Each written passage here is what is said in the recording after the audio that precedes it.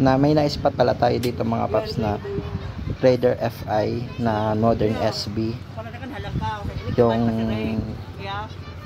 full JRP na din pala siya mga paps. Naka JRP shifter, JRP crankcase cover, pati yung head and yung hose ng radiator niya. BRD din ng radiator niya. Naka outer fairing siya na carbon.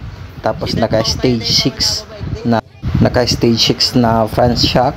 Tapos naka coil siya na MSD.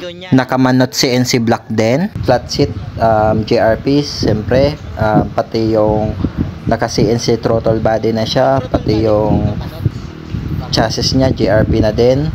Tapos kung di ko nagkakamali, naka OP racing na siya na shock sa ulihan. Tapos naka nickel front and rail na caliper.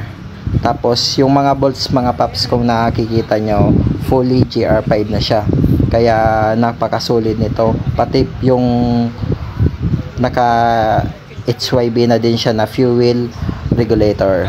Pati yung brake fluid cap and tank nya naka GR5 na din.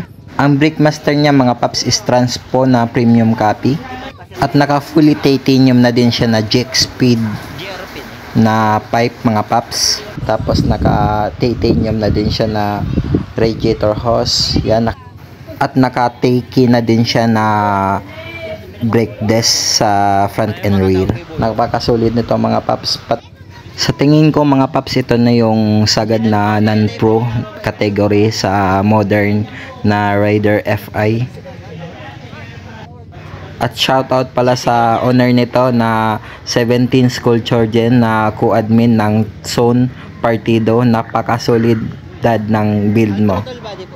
Salamat sa pagpapa-unlock na videohan tong unit mo na solid na Raider FI.